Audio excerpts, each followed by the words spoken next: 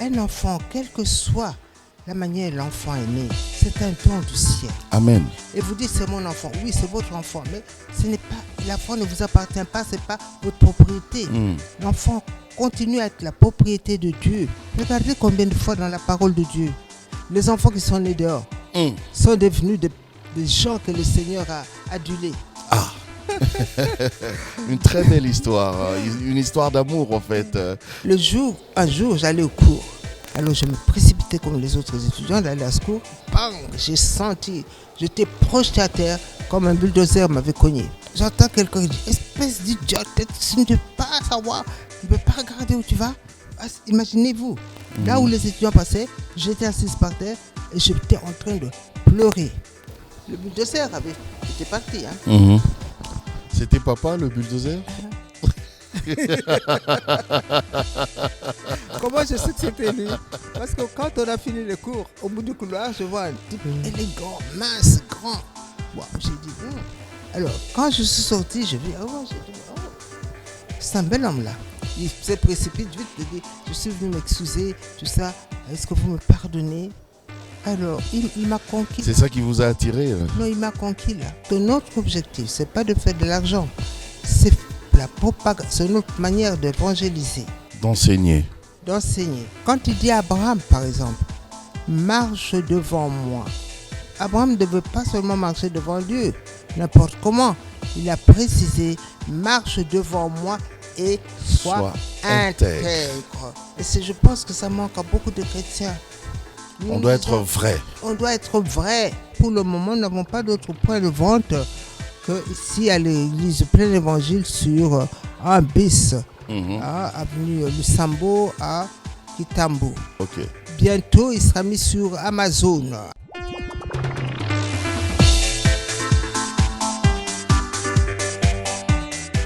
Bonsoir mesdames, bonsoir messieurs. Aujourd'hui, j'ai le plaisir de vous présenter un nouveau bébé dans le monde littéraire. Il s'agit de ce livre qui a pour titre « Gratitude éternelle », signé bien sûr Sarah Chibambe, que nous avons reçu ici d'ailleurs, l'épouse du pasteur Chibambe, qui a accepté justement de nous éclairer autour de ce livre, autour de cette œuvre littéraire. Elle est là aujourd'hui encore. Shalom, bonjour maman. Bonjour tonton Jacques. Je suis content de vous avoir sur ce plateau encore une fois. Un nouveau bébé dans le monde littéraire et c'est votre premier bébé aussi comme œuvre littéraire. Ma première question, c'est de savoir qu'est-ce qui vous a poussé à écrire finalement? D'abord, je voudrais te remercier, tonton Japou. Merci. Je suis extrêmement honoré d'être sur ton plateau. Merci. Et je veux aussi remercier tous ceux qui vont écouter cette émission. J'espère que cela apportera non seulement un plus dans leur vie, mais que cela changera leur existence à jamais, comme cela a été le mien. Amen. Alors, ce qui m'a poussé à écrire ce livre, il y a beaucoup de raisons qui m'ont poussé à écrire ce livre. La raison fondamentale est que de ma naissance à mon âge adulte, j'ai vécu une vie aisée, mais qui n'a pas été facile sur le plan de la santé. J'ai connu beaucoup de hauts et énormément de bas, et ma vie aurait pu s'arrêter dès ma naissance. Si vous lisez ce livre, Gratitude éternelle, vous verrez que je suis né dans des conditions extrêmement difficiles. Et cela aurait pu arriver là. Mais le Seigneur m'a maintenu en vie. Et bientôt, là, dimanche, je vais totaliser 75 ans, 75 ans d'existence. Et toujours jeune comme ça, mais ça c'est Dieu, ça. Toujours jeune et belle, maman. Oh, merci, tonton Jacou. Ma maman est très belle. Merci, tonton Jacou. C'est le fait du Seigneur. Tu sais, quand on vit la parole de Dieu, quand on l'applique, quand on y tient, nous avons des retombées. Le Seigneur ne nous dit-il pas dans sa parole qu'il nous rajeunit comme il rajeunit l'aigle? Je me suis approprié de cette parole. J'ai dit, Seigneur, c'est toi qui l'as dit et je veux le voir dans mon existence. si les gens trouvent que, comme vous dites, je le glorifie, c'est que sa parole a vraiment eu de l'effet dans ma vie. Pour revenir au livre, ce qui m'a poussé à l'écrire, ce sont les enseignements que j'ai reçus de mon mari, les livres que j'ai lus qu'il a écrits. Quand j'ai lu et que j'ai compris ce qui s'est passé dans ma vie, du fait de ce qu'il enseignait, surtout en ce qui concerne les malédictions de génération, je me suis mise à genoux, j'ai demandé au Seigneur, et moi alors, qu'est-ce que j'ai eu, j'ai hérité, qu'est-ce que j'ai hérité? J'ai pris un verset clé qui dit, les choses cachées sont à l'éternel, les choses cachées sont à l'éternel, mais les choses révélées sont à vous et à vos enfants. Je me suis mise à prier sur ce verset. J'ai dit, Seigneur, s'il te plaît, révèle-moi les choses qui m'appartiennent. Tu peux garder les choses cachées pour toi, mais toi, tu dis que les choses révélées sont à moi et à ma descendance. Révèle-les-moi afin que je puisse les enseigner à mes enfants pour que les erreurs ou les malédictions sur lesquelles je vis, que mes enfants ne les subissent pas. J'ai prié. Je ne dis pas que j'ai prié un jour, 2 jours. J'ai prié pendant un long moment. Et comme une sœur de notre église à Paris nous dit, les prières ne pourrissent pas. On peut avoir prié, on peut avoir demandé quelque chose au Seigneur, mais avoir complètement oublié ce qui était mon cas. Quand ce fut le temps de Dieu, il m'a fait revisiter 2 jours, même de ma conception jusqu'au jour où je m'étais né là. Donc c'était vraiment une inspiration divine. Exactement. Une recommandation divine. C'est lui-même d'ailleurs qui vous inspirait tous les jours. Hein. C'est que vous devez écrire et tout ça. Il y a des versets que j'avais jamais lus dans la parole de Dieu. Enfin, j'avais lu, mais ça ne me disait rien. Mais lui les a ramenés à ma mémoire au moment où il a voulu que j'écrive ce livre. Parce que, tonton Jaco, ce qui se passait, c'est que le Seigneur me réveillait vers 2 heures du matin, parfois 3 heures du matin, et il se mettait à me parler, à me dicter littéralement le livre. Il y a des parties entières. D'ailleurs, je le dis dans le livre. Il me dictait exactement ce qu'il voulait que je mette. Et de nouveaux versets que je n'avais jamais lus, et d'autres que j'avais lus, lui-même le donnait. Pour, peut-être pas étoffer, mais pour enseigner son peuple. Alors, je devais, aussi longtemps que je ne m'étais pas levé, aussi longtemps que je n'étais pas à l'écoute et écrire, je n'avais pas la paix de cœur. J'avais d'abord pas de sommeil et mon cœur battait la chamade. Je devais me lever, et faire ce qu'il fallait jusqu'au moment où je le faisais. Et quand on lit ce livre, on comprend déjà qu'à travers ce livre, vous vouliez témoigner la gratitude, votre gratitude à Dieu par rapport à tout ce qu'il a fait de votre vie. Parlez-nous un petit peu de votre naissance, parce que vous en parlez aussi dans ce livre. Et d'ailleurs, je vous prends aussi au mot, parce que vous avez dit que vous avez connu des beaux moments, mais aussi énormément des mauvais moments. Quand on regarde même derrière, à la page derrière, on voit que vous avez fait des grandes études et vous êtes né d'une très bonne famille. Et votre famille, d'ailleurs dans le livre vous le dites, c'est cette famille-là qui fait partie de ces rares familles qui étaient considérées comme des familles civilisées à l'époque. Mais comment vous avez vécu des moments aussi durs? Parlez-nous-en un petit peu. Je peux peut-être donner quelques détails que je n'ai pas mis dans le livre. D'accord. Je suis issu d'une famille de 13 enfants. Je suis le numéro 5. 13 enfants des mêmes parents. Hein. Oui, même père, même mère, parce qu'il n'y avait pas d'à côté. Il n'y avait pas d'à côté. Gloire à Dieu, merci. Et mon père était un orphelin de père, orphelin de mère. Il a été recueilli par les pères de scouts qui l'ont élevé, qui l'ont formé, qui ont fait de lui un enseignant de français à l'époque. Alors, il donnait déjà des cours à l'époque, je ne sais pas, en 1900, je ne sais plus de français. Donc il avait quand même un certain bagage, c'était considéré, c'était dans le Kasaï à l'époque. Et puis, Quand vous dites les civilisés, c'est civilisés, on appelait les évolués à l'époque. évolués, voilà. Ok. Mais ça vient plus tard. Quand il est entré dans le monde professionnel, les prêtres qui l'ont encadré depuis son enfance lui ont dit, nous voulons que tu te spécialises, tu connais déjà le français, tu enseignes déjà, mais tu vas faire la comptabilité maintenant. Alors, ils ont envoyé dans des formations, il a fait de la comptabilité, il est devenu expert en finance. Et il a travaillé un peu dans Kasaï, et puis il a été envoyé à Lubumbashi, où il a occupé plusieurs postes, et puis le dernier poste, c'était celui de directeur régional des contributions. Ah, les gens qui ont beaucoup d'argent. Ah, oui, je pense que... Et qui sont aussi un peu mal vus dans la société. Ah oui, bien sûr. Je pense que de son temps, l'honnêteté existait encore. Un peu comme Zachée Oui, dans la Bible. Zachée, c'était un truand.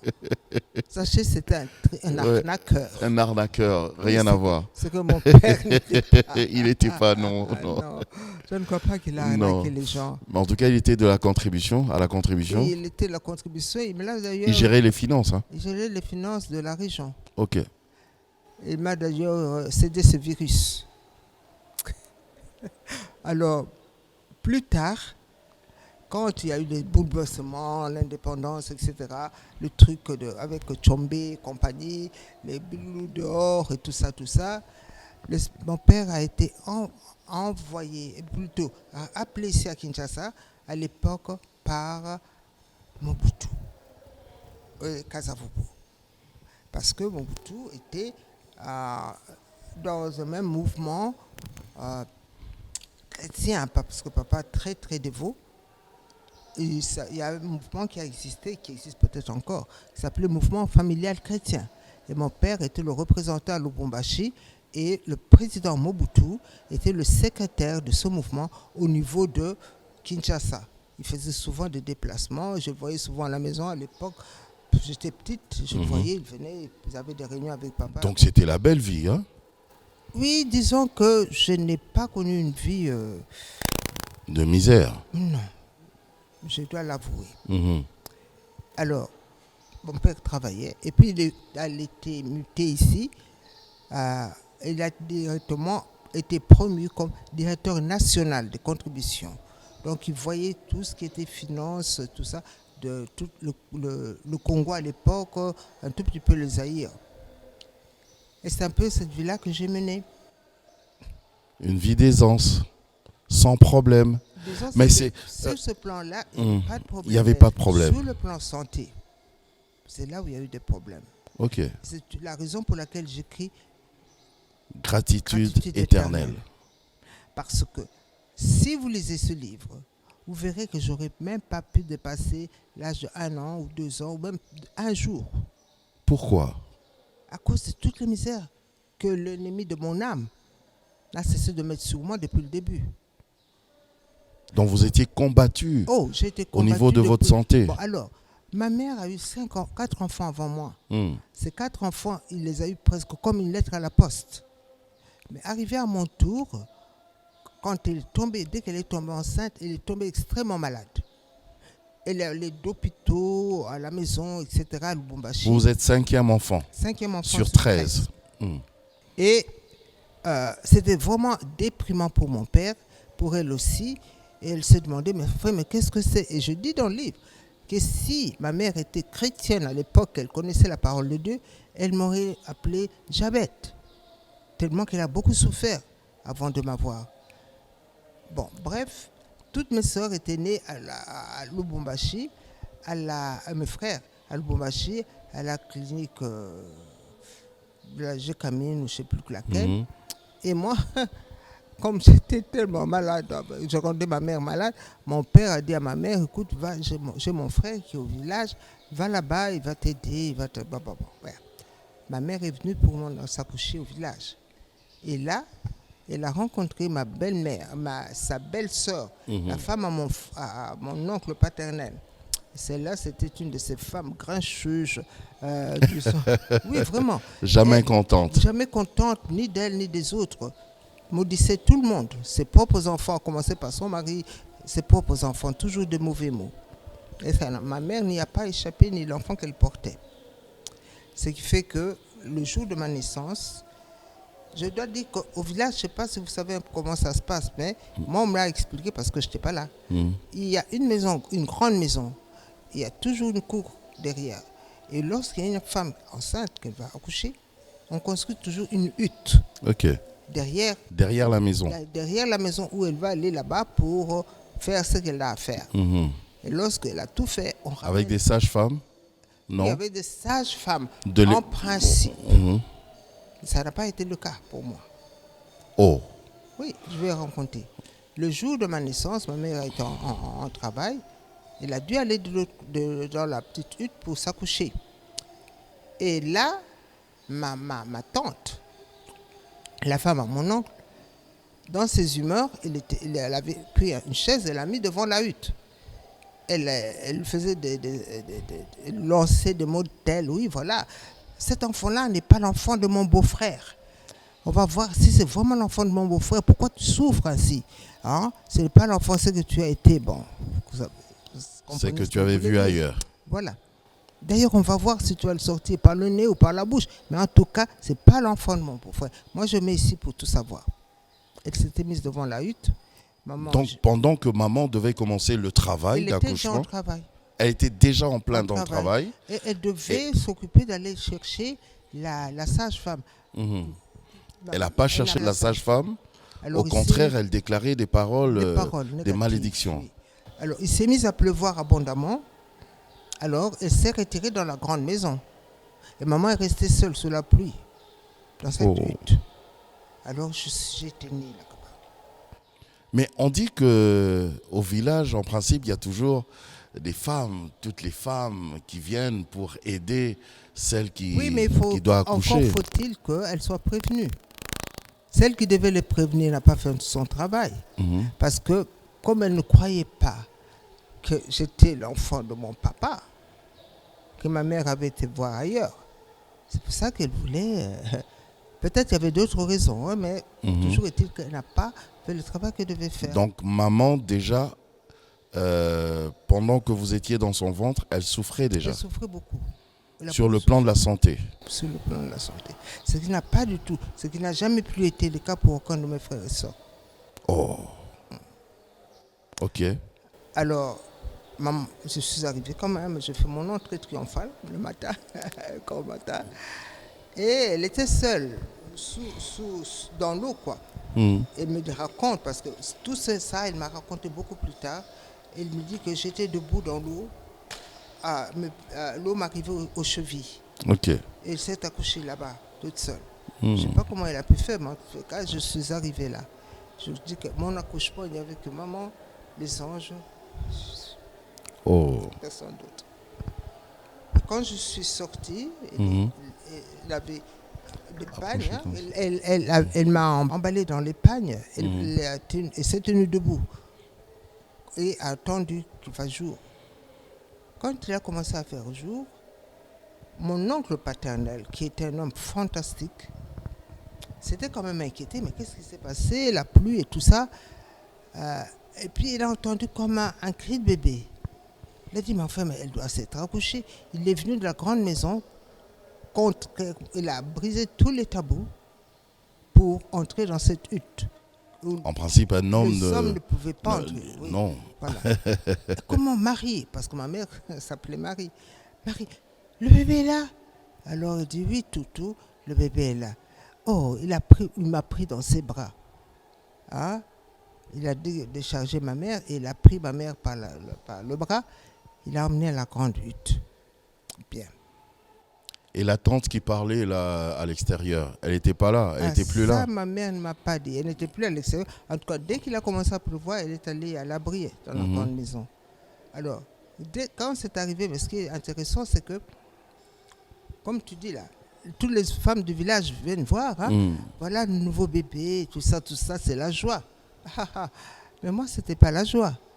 On venait plutôt regarder, j'étais là couchée, dans les bras de ma mère, sa peine si on me tenait pour ah non, elle se mettait loin, bon, oh, c'était la Donc réflexion. personne ne vous Non, prenait je dans ses n'étais pas un bras. beau bébé à prendre dans les bras comme c'est tous les bébés quoi. Je n'étais pas du tout un beau bébé. Pourquoi toutes ces femmes étaient informées que... Non, non, elle n'était pas informée, mais étant donné tout ce qu'elle racontait, ma tante, Mhm. elles avaient peut-être entendu qu'elle soupçonnait sa belle-sœur d'avoir été infidèle et qu'elle voulait voir, elles étaient aussi venues peut-être par curiosité pour voir. Mais aussi peut-être elles étaient venues effectivement parce qu'elles aimaient ma mère et qu'elles voulaient voir le bébé. Mais quand elles sont arrivées devant le bébé, ils ont eu des questions qu'ils n'ont pas pu exprimer parce que le bébé n'était pas du tout semblable aux autres bébés que ma mère avait. Les autres étaient gros et bien portants et clairs de teint et tout ça parce que ma mère était aussi claire qu'une métisse, mais tout en n'étant pas métisse. Alors, ils avaient quand même des doutes quand ils ont vu comment j'étais aussi noire. Alors, elles ont dit, mais non, mais c'est vrai, elle a raison, parce que cet enfant ressemble à un enfant d'un Sénégalais. Oh, mais papa est bien noir, non? Non, mon père Ah, était votre très père. noir. Ok. Non, tu sais, mon père il ressemblait à quelqu'un que tu as peut-être connu. Tu connais Kwame Nkrumah. Kwame Nkrumah, oui, Voilà, tu vois comment il était grand. du Ghana. Du Ghana, comment Oui. il était grand, Oui, noir. oui. Mon père est exactement la même chose. Parfois, Ok. certaines photos de Kwame Nkrumah, On confondait Kwame oui. Nkrumah. non, on ne confondait pas. Hein. Mais moi, je voyais un peu mon père dans les photos de Ok. Kwame Nkrumah. Ah ben c'est très bien. Ben, il y a eu cette naissance. Et est-ce que les difficultés ont commencé là, dès votre naissance, ou bien parce que apparemment papa il avait une belle vie, non? Vous aviez Non, une belle vie. c'est-à-dire sur le plan matériel. Hein, Il n'y avait pas de Non, problème. j'ai jamais eu de difficultés. Mhm. Je n'ai pas eu de difficultés. Votre santé a commencé à se compliquer quand? Ma santé a commencé dès ma naissance. Oh. Oui. Un nouveau-né malade. Malade. Ok. Alors, tellement que j'étais malade, maigrichonne, et que je prenais par exemple, je tétais ma mère, et puis après, je vomissais. Quand je commençais à prendre la bougie, on me donnait la bougie, je vomissais. Je gardais pratiquement rien dans le ventre. Il faut savoir que j'étais au village. Alors, les tantes qui étaient bien intentionnées disaient à ma mère, mais Marie, cet enfant, c'est vraiment, on fait la honte à la famille. Enfin bref, puisque tu dis qu'elle a notre frère, elle a notre frère. Mais non, en tout cas, elle nous fait honte. Écoute, quand tu lui donnes la bouillie là, tu ne peux pas glisser un galet dans la bouillie, comme ça elle s'étouffe et ça fera comme quoi une mort naturelle. Ah. Et cela est arrivé aux oreilles de mon père qui était à Lubumbashi. Et mon père est venu lui-même. Il a demandé un congé, il est arrivé. Et quand il est arrivé, il a réuni toute ma famille, toutes ses sœurs et tout ça. Voilà ce que j'apprends. Mais moi, je vais vous dire, mon père avait un esprit quelque peu prophétique. Cet enfant, c'est moi-même. Vous n'allez pas attendre que je meure pour que je me réincarne. Vous ne savez pas qui est cet enfant. Si jamais il y a quelque chose qui arrive à cet enfant, eh bien, je vous tue tous, parce que mon père était très violent quand même. Je vous tuerai tous. D'ailleurs, je prends mon enfant et ma femme. Il nous a pris et nous rentrons à Lubumbashi. Voilà. Oh, ah ben c'est très bien. Mais finalement, vous avez grandi, vous avez connu votre adolescence et tout ça. Vous avez même étudié, vous avez fait des grandes études. Oui. Donc, quelque part, je peux dire que ça allait finalement sur le plan de la santé. J'ai fait les études que je ne pouvais pas faire parce que, oui. Des études d'économie, en économie. Oui, mais j'avais le désir de faire des études de sciences, autre que des études de sciences humaines. Ok. Genre médecine, chimie, tout ça. Ok. Tout ça. Mais ma santé ne me le permettait pas. Alors j'ai fait les études qui me demandaient moins d'efforts intellectuels, physiques, les études d'économie. Bah, les études d'économie, c'est pas rien. C'est pas- beaucoup d'efforts intellectuels. C'est beaucoup d'efforts, mais moindres que d'autres disciplines. Il y a trop de calculs aussi. Ah oui, en économie, parce que je n'étais pas trop mauvaise en calcul. Ah, Alors je m'en sortais bien. ok. Donc, D'ailleurs, tu sais, c'est quelque chose que j'ai hérité de mon père, lui qui était un financier. Mhm. Et plus tard, c'est vraiment là où le truc s'est révélé quand j'étais au gouvernement. Mhm. J'étais ministre de l'économie et je m'occupais aussi de la petite cellule qui commençait de À l'époque du l'IGF. président Mobutu. Oui, à l'époque du président Mobutu. Mhm. Ah, donc on allait tuer une future ministre. C'est pour ça que je dis toujours, même aux femmes, même aux Mhm. parents, j'ai dit, un enfant, quelle que soit la manière dont l'enfant est né, c'est un don du ciel. Amen. C'est un don du ciel. Et vous dites, c'est mon enfant. Oui, c'est votre enfant, mais ce n'est pas, l'enfant ne vous appartient pas, ce n'est pas votre propriété. Mhm. L'enfant continue à être la propriété de Dieu. Amen. Parce que vous n'avez pas créé l'enfant. Mhm. Vous n'avez été que le canal que le Seigneur a utilisé pour faire venir cet enfant au monde. Et cet enfant qui est venu a une destinée. Mhm. Et ce que le Seigneur vous demande dans sa parole, c'est de former cet enfant, de l'éduquer selon les voies du Seigneur. Dans Amen. le livre de Proverbes. Ainsi, quand l'enfant grandira, il ne pourra pas s'en départir. Mhm. Et vous avez la responsabilité de le faire. Parce que si vous ne le faites pas, vous aurez un jugement. Un jugement, un problème avec Dieu. Ouais. Parlez-moi de cette... c'est une belle histoire. Et d'ailleurs, vous l'avez... Parce que d'ailleurs, on ne va pas tout dire ici. Vous devez acheter ce livre qui est en vente ici même. Il y aura même la version anglaise aussi Oui, la version anglaise. qui arrive. Cette merveilleuse histoire, vous l'avez intitulée d'ailleurs « Une rencontre programmée dans les lieux célestes ». Oh, j'ai aimé quand j'ai lu ça. Parlez-nous-en. Une très belle histoire, une histoire d'amour en fait avec le Seigneur. Enfin, parlez-nous-en vous-même. Non, ce n'est pas avec le Seigneur. Là, c'est avec Oui, l'homme de ma avec vie. l'homme de votre vie, oui. C'est-à-dire, bon, je termine mes humanités à Liège et j'étais acceptée, admise pour l'université. Parce que là-bas, il fallait passer 2 niveaux d'examen. Mhm. L'examen d'école et puis l'examen qu'on appelait l'examen de maturité. Je suppose que ça correspond ici aux examens d'État. Ok. Parce que c'était toute la région qui passait le même jour, le même examen, etc. Et il se fait que le Seigneur m'a fait la grâce de briller à cet examen-là comme étant la première de la promotion. Waouh. Et tout de suite, j'étais retenue pour entrer à l'université. Et si j'arrivais à l'université, bon, je passe sur les petits problèmes d'inscription et des gens qui ont essayé de me décourager. Là encore, d'ailleurs, ça me fait réfléchir parce que c'est cet enfant-là qu'on regardait à la naissance comme rien du tout. Ah oui, mais j'étais... Mais voilà, c'est la plus brillante d'ailleurs. Voilà, je crois. En tout cas, cette fois-là, je l'ai été.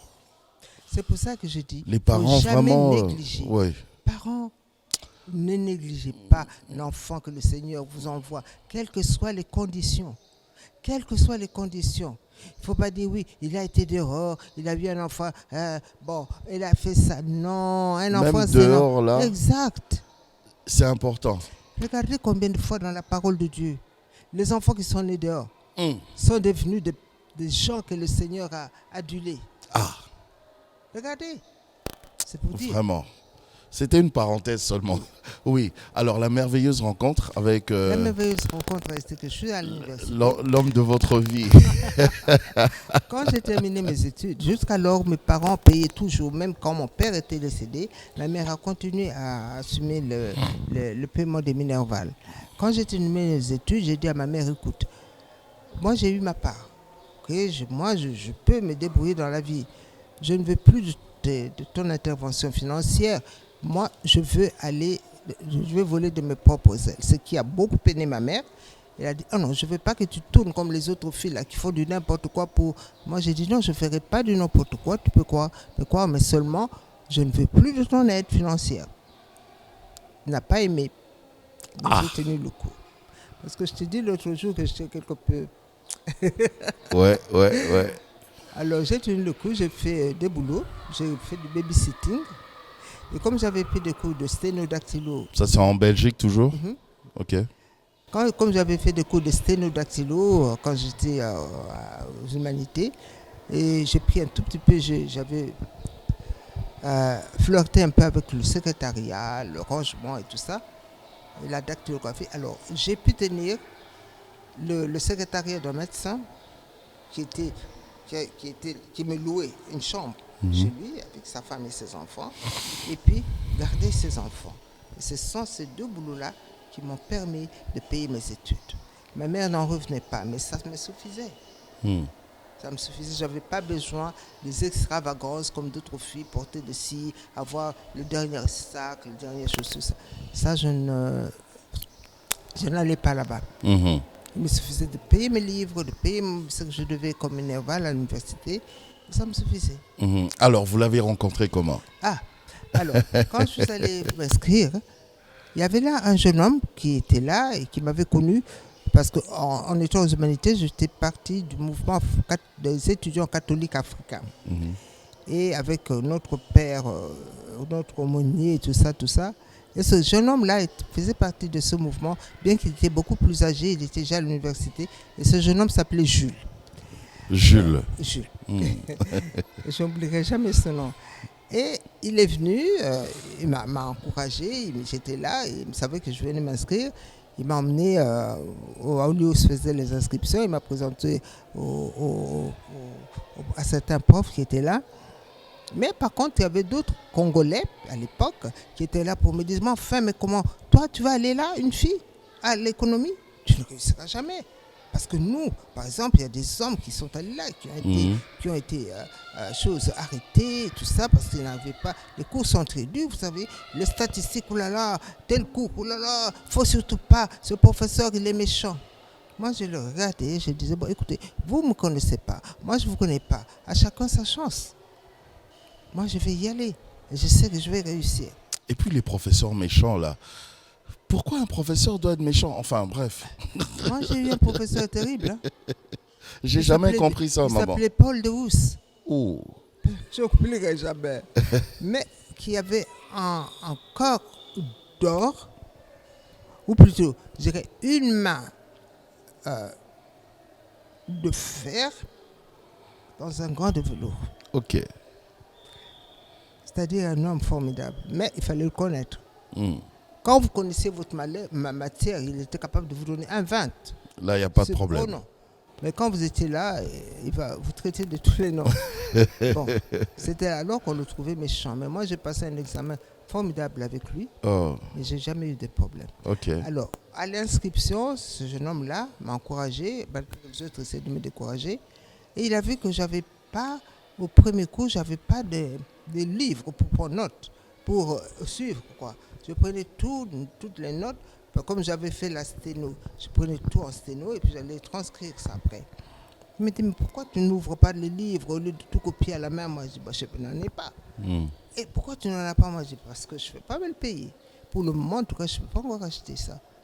Ah bon, c'est ça le problème. Il dit, ok, écoutez, ce n'est rien parce que j'ai un ami qui n'est pas ici pour le moment, il est au Congo. Au Zaïre. On était déjà Zaïre. Hein? Ah oui? On était déjà Congo. Toujours Zaïre, non? À votre époque. Oui, on était... Congo belge? Non, hein? Bon, enfin, bref. Zaïre. Bon, enfin, bref. Il était là-bas en vacances et il va bientôt revenir. Et je sais que c'est un garçon brillant, il prenait toujours de bonnes notes et tout ça. Il gardait toujours tous ses livres. Et je vais lui demander de te prêter tes livres, si tu veux, tout ça. Moi, je dis, ok, s'il est d'accord de le faire, c'est rien. Alors, un jour, j'allais au cours. J'allais au cours de ce fameux professeur de Housse, là. Et c'était un truc où tu devais être là à temps. Tu cours dans tout le couloir pour être là à temps, parce que dès qu'il entre, lui, il ferme les portes. Fini, terminé. Plus personne ne sort, plus personne n'entre. Oh là là. Il n'y avait que l'appariteur qui avait la clé qui pouvait entrer. Alors je me précipitais comme les autres étudiants d'aller à ce cours. Et j'arrive dans le croisement, je ne sais pas, vous savez peut-être, avez-vous déjà été à l'université de Liège? Non. Dans le hall d'entrée, là, il y a comme un carrefour. Ok. Et c'est à ce carrefour-là que, bang, j'ai senti, j'étais projeté à terre comme un bulldozer m'avait cogné. Oh. Pourquoi? Eh bien parce que j'avais été cogné par une brute. Voilà, et je suis tombé à terre avec tous mes papiers, parce que mes papiers autour de moi. Et j'entends quelqu'un qui dit, espèce d'idiote, tu ne peux pas savoir, tu ne peux pas regarder où tu vas. Hein? Tu regardes pas où tu marches. Oui, mais justement, il a été horrible. Et moi, j'étais là, toute honteuse, gênée. Imaginez-vous, là où les étudiants passaient, j'étais assise par terre et j'étais en train de pleurer. Il y a quelqu'un qui vient avec un petit mundélé qui m'apporte un petit mouchoir en papier. Mademoiselle, s'il vous plaît, le vif, qui m'aide à me lever. Mais lui, le bulldozer avait été parti. Hein. C'était papa, le bulldozer? Comment je sais que c'était lui? Parce que quand on a fini le cours, au bout du couloir, je vois un type élégant, mince, grand. Wow, j'ai dit, je regarde. Quand il m'avait cogné, là, j'étais par terre, j'avais pas vu le visage de la personne. Alors, quand je suis sorti, j'ai dit, c'est un bel homme là. Et j'arrive près de lui, je vois que lui s'avance aussi, il arrive. Mademoiselle, s'il vous plaît, est-ce que je peux parler? Une seconde, j'ai dit, qui êtes-vous? Ah, vous savez, je suis la personne qui vous a cogné tout à l'heure. Je suis venu, il s'est précipité vite de dire, je suis venu m'excuser, tout ça. Est-ce que vous me pardonnez? Mais il était élégant, hein, quand même. Un gentleman. Oui. Un vrai. Alors, il m'a conquis. C'est ça qui vous a attiré? Non, il m'a conquis là. Il m'a dit, est-ce que vous me pardonnez? J'ai dit oui, il n'y a pas de quoi, pourquoi je ne vous pardonnerai pas? Il me dit, bon, pour me prouver que vous m'avez pardonné, je peux vous offrir un café. J'ai dit avec plaisir. C'est comme ça que c'est parti. Et c'est parti comme ça. Et la belle histoire a commencé par là. Alors, quelque part, vous parlez des péchés, des malédictions générationnelles. C'est quoi ça, maman? Ah, vous savez ce que c'est que le péché. Vous savez ce qu'est la malédiction. Et vous savez que la malédiction sans cause n'a pas d'effet. Alors la malédiction... Mais les malédictions générationnelles. C'est-à-dire... Donc de génération en génération. De génération en génération, parce que ça existe. Ok. Nous avons par exemple des gens qui ont des problèmes financiers. Bien. Et il s'est avéré que la plupart de ces problèmes, ou bien parce qu'ils manquent d'argent, ou bien parce qu'ils éprouvent simplement des difficultés de nouer le debout, c'est souvent des gens dans la généalogie, il y a eu quelqu'un qui a été très riche, ou qui a eu beaucoup de biens, mais qui a été qui a fait beaucoup de mégestion, ou quelqu'un qui a été comme Zachée. Oui, voilà. Arnaqueur. Un arnaqueur, un voleur. Parce que la parole de Dieu nous dit que on paye, tout péché se paye ici-bas. Et si ce n'est pas vous qui le payez, ça passe, c'est votre génération qui le paye. Et souvent, les gens ne sont pas conscients de ça. Ils font du n'importe quoi, parce qu'ils disent, de toute façon, je vais passer, mais il reste des ardoises à leurs enfants. Mais si je demande pardon à Dieu, ça passe pas? Dieu, il n'efface pas ces péchés-là? Il les garde quand même toujours? Dieu les efface. Jusqu'à ce que je paye ça? Jusqu'à ce que ça soit payé. Oh. Exact. Ok. C'est-à-dire qu'il ne faut pas faire des choses en se disant, de toute façon, c'est moi qui le fais et je passe. Tu le fais, c'est bien. Par exemple, tu as des enfants, ok? Je prends l'exemple des femmes. Nous, les femmes qui élevons les enfants d'un couple ou, disons, de notre mari qui a été soit divorcé ou bien veuf. Vous savez que souvent, ces genres de femmes maltraitent les enfants et les orphelins. D'accord? Et ça arrive souvent ici, ça arrive beaucoup. Alors, ces femmes-là, je prends de bels exemples, elles vont préparer, par exemple, une bonne nourriture. Et la viande, il y a des os. La bonne viande, c'est pour leurs enfants, et les os, c'est pour les autres. Dieu le voit. Et elles passent, elles peuvent mourir. Mais elles vont avoir des répercussions générationnelles sur leurs enfants, dans la mesure où leurs enfants qu'ils ont eus vont connaître les mêmes problèmes. Alors il faut faire très attention. Il faut faire très attention. Il faut toujours faire le bien. Il faut toujours Autour de soi. faire de bien autour de soi. Mhm. Vous savez, moi, j'enseigne souvent aux femmes. Et je leur dis, mes sœurs, tout ce que vous faites là, vous n'allez peut-être pas en subir directement les conséquences. Mais vous avez des filles, n'est-ce pas? Sachez que vos filles, tôt ou tard, finiront par payer. Mais elles vont payer encore plus. Si vous avez par exemple payé pour 1%, elles vont peut-être payer pour 10%. Mhm. Mhm. Voilà. Une question de curiosité. Je vous avais posé cette question pendant qu'on faisait notre briefing, mais j'ai envie de la poser en pleine émission. Vous avez fait 50 ans de mariage aujourd'hui avec papa, le docteur Chibambe. Est-ce que vous vous êtes déjà disputé une fois ou deux pendant les 50 ans? Bien sûr. Disputé au point de se bouder, de ne pas se parler. Bien Est-ce que sûr. c'est déjà arrivé? Bien sûr. Alors comment vous avez géré ça? Eh bien, d'abord, nous partons d'un principe. Nous avons mis des accords entre nous. Nous devons vivre pleinement la parole de Dieu. D'accord? La parole de Dieu nous recommande, nous dit, vous pouvez vous fâcher. La colère est donc autorisée par Dieu. Vous pouvez vous fâcher, même très fâché. Mais ne vous couchez pas sur votre colère. À partir de ce moment-là, on peut se bouder pendant la journée, vous savez.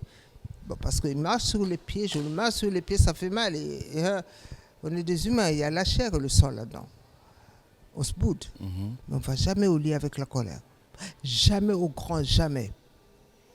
Vous ne faites pas une journée, enfin Non. 2 jours, Je ne dis pas une semaine. qu'on va arriver au soir en se donnant de grosses bises, mais... Une semaine on se boude. Oh non, ça c'est jamais Chacun arrivé, dans son coin. Jamais arrivé. Jamais. Ça, je dois dire devant le Seigneur, jamais arrivé. Mhm. Parce que vous savez, ce sont des choses que l'ennemi de nos âmes essaie de mettre. En vous disant, oui, mais il vous a fait quand même ça, il mérite ça, il vous donne raison. Oui, vous savez, vous gonfle la tête. Il vous a quand même mal parlé. Mais voilà. Il vous a par exemple. insulté. Voilà. Quand il est en colère, il insulte tout le temps. Oui. Surtout que lui, bon. Heureusement qu'il n'est pas là, mais il est en train de nous suivre. Hein. Non, vous mais dites des il peut choses. venir, Hein. il peut venir. Moi, je ne dis pas des choses de fausses. Je bénis le Seigneur qui l'a fait devenir ce qu'il est. Parce qu'il a un franc-parler. Ah oui, lui, il dit ce qu'il pense et... il pense ce qu'il dit. Ah. Parfois, ça fait mal. Mm. Mais ça peut faire mal. Mais souvent, je me rends compte qu'il a raison. Ok. Ah oui. Mais quand c'est vous qui avez raison? Il le prend à demander pardon. Mhm. Il est là.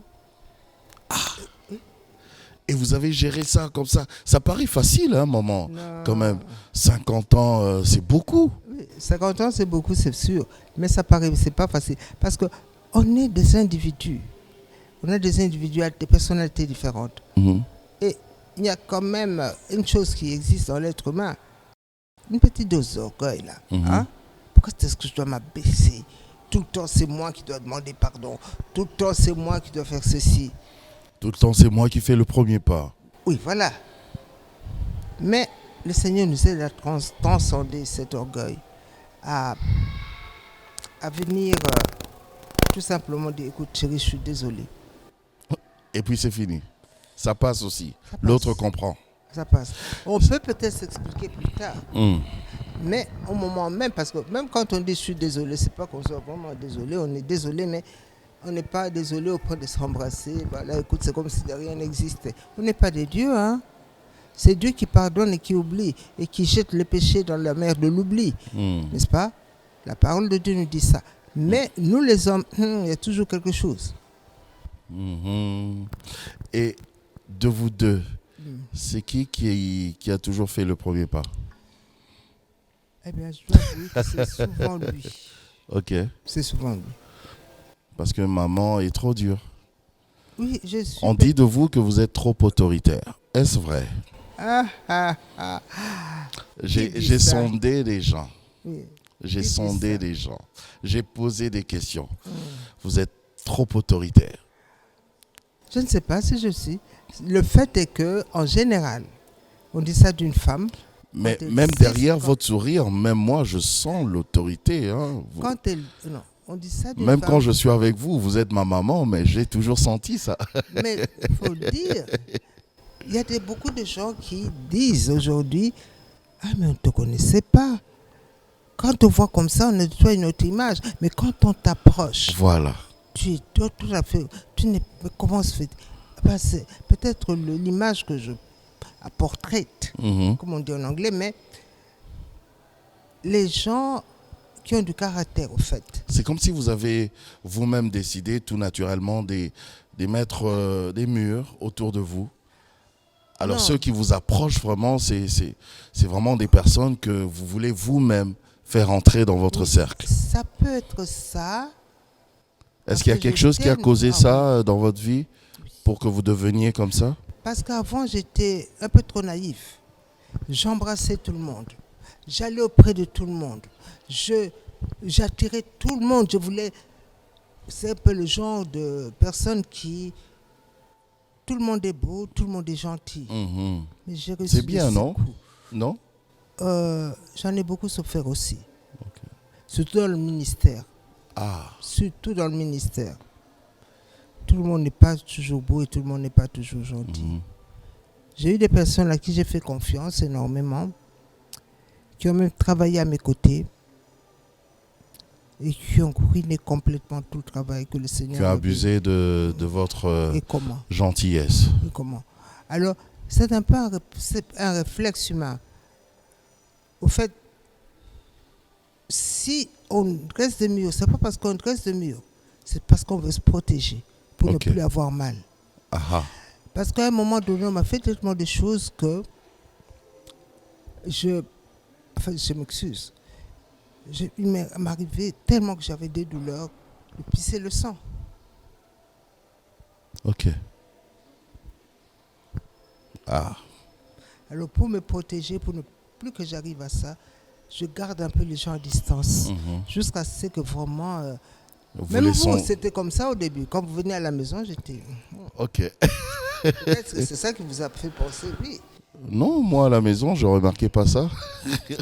Je Mais remarquais. je ne suis pas le nature à... Je remarquais vraiment cette maman qui m'aimait bien, qui. Oui, mais c'était exceptionnel peut-être. Ok. Mais en général, Qui me que les proposait gens tout le disent. temps. Tu veux boire quelque chose? Tu as bu quelque chose? Tu as mangé? Ben, oui, mais c'est que les gens disent, les personnes ont raison. mhm. Je n'ai pas à les me justifier devant tout le monde. Mais avec- Est-ce que c'est le cas aussi avec papa? Cette autorité que vous avez? Naturel, c'est naturel, il y a des gens comme ça. hein. Non, avec papa, je ne sais pas. Je ne crois pas. Mhm. Parce que si c'était le cas, il me l'aurait dit. Il me l'aurait dit. Ouais, Ah lui, Ah oui, il il dit, me hein, l'aurait il dit. parle. Il me l'aurait dit. Et avec papa, moi, il est... il est spécial. En tout cas. Alors, vous allez nous donner, nous expliquer comment on peut avoir ce livre. Déjà que j'avais dit tout au début qu'il y a la version anglaise qui vient hein, bientôt d'ailleurs. Elle, est hein. là, elle devait déjà être là. Elle devait déjà être là, Ah. la version anglaise. Il y aura aussi la version lingala. Oh, c'est beaucoup. Bon, les C'est gens, beaucoup les d'argent gens, aussi, hein. Tu sais, je Hmm. sais que c'est beaucoup d'argent, mais pour l'évangile, il n'y a jamais trop. Mm. Les gens sont en train de demander la version en lingala, en swahili, en fait dans nos langues Aïe, aïe, aïe. naturelles. Ouais. Et Et ils n'ont pas tort. ils n'ont pas tort. Mm. Vous avez lu le livre. Je crois que vous l'avez lu et vous pouvez apprécier si c'est un livre qui, au fait, a un rôle spirituel, didactique Mhm. ou pas. Et c'est sur ce plan que les gens veulent l'avoir. C'est pas pour la vente, vous savez. Ce livre, on le produit à peu près à 8 $. Et nous le vendons à 10. Oh. 10 $ pour, disons, le temps de vernissage. Mhm. Peut-être qu'après, il va augmenter. Oui. Mais parce que notre objectif, ce n'est pas de faire de l'argent. C'est la propagande, c'est notre manière d'évangéliser, D'enseigner. d'enseigner. Oui. Voilà. Il est à la fois pédagogique, hein, donc c'est très important ce livre. Donc on peut le trouver Oui, ici. on peut le trouver. Pour le moment, nous n'avons pas d'autre point de vente qu'ici à l'église Plein Évangile sur un bis, Mhm. avenue Lusambo à Kitambo. Ok. Bientôt, il sera mis sur Amazon. Bah, je crois que dès Qui que est dès que mon une, fils aura une retrouvé plateforme de téléchargement. téléchargement, Ouais. mon fils rentre aux États-Unis, il va le mettre sur la plateforme. Donc, on pourra l'acquérir là-bas aussi. Oh, ben c'est très bien. Oui. Un petit mot pour la fin, maman. On en profite toujours quand vous êtes là pour recevoir quelques mots de sagesse, de bénédiction. Enfin, dites-nous quelque chose, maman, par rapport à tout ce qu'on s'est dit depuis le début. Mm. C'est beaucoup. Et pour nous, les mariés. Ça dépend si je m'adresse à un homme ou à une femme. Et les chrétiens. Et les Et les fiancés. Tout ce que je dois leur dire à vous tous et à nous tous, c'est que Dieu existe. Il n'a pas changé. Ses promesses sont vraies. Dieu, il n'y a personne plus intègre que notre Dieu. Dieu est celui qui dit ce qu'il pense et qui dit ce qu'il fait et qui fait ce qu'il pense. D'où son intégralité et la véracité de sa parole. Okay. Quand il dit à Abraham, par exemple, marche devant moi, Abraham ne devait pas seulement marcher devant Dieu, n'importe comment. Il a précisé, marche devant moi et sois intègre. Amen. Cela montre à quel point ce grand Dieu tient à l'intégrité, c'est-à-dire à une personne vraie. Tu dis ce que tu es, tu fais ce que tu es. Et je pense que ça manque à beaucoup de chrétiens. On doit être vrai. On doit être vrai. Bon, tu me disais tout à l'heure que je parais sévère, mais simplement parce que je suis vrai. Mes défauts, je ne les cache pas. Mes qualités, je ne les cache pas non plus. Et j'aimerais aussi que les hommes et les femmes soient ainsi. Et même dans un couple, quand il n'y a pas de transparence, quand vous n'avez pas, vous donnez une autre image de vous-même à votre partenaire, le jour où on découvre qui vous êtes, savoir. Ça. Ah oui. Ok. Moi, je vais vous dire une chose avant de conclure. Je vous ai dit tout à l'heure que je me suis disputé pour la première fois avec mon mari le lendemain de notre mariage. Vous savez pourquoi? Vous aussi. Juste le lendemain du mariage, oui, franchement. Oui, mais c'est vrai. On a dit ici qu'on se dit tout, n'est-ce pas? Oui. Et c'est vrai.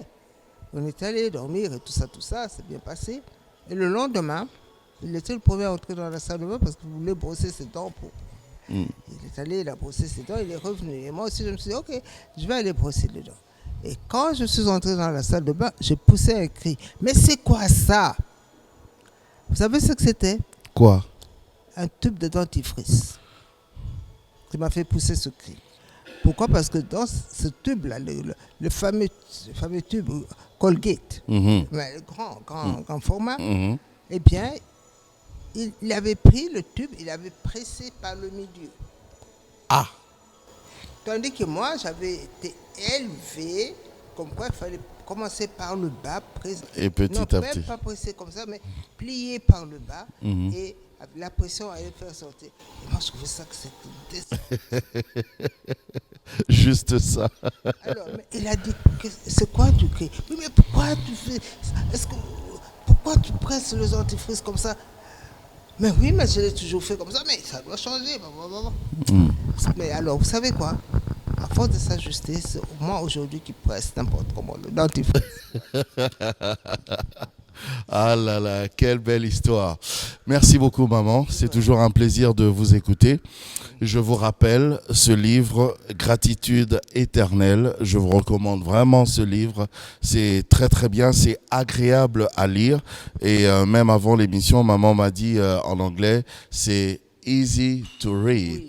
Voilà, facile à lire et très agréable. Allez, portez-vous bien. On va se retrouver la prochaine fois. N'hésitez pas de nous laisser un petit commentaire, même vos questions, envoyez vos questions et maman, on va voir sa disponibilité. Elle pourra revenir pour répondre à toutes vos questions. Portez-vous bien, que Dieu vous bénisse.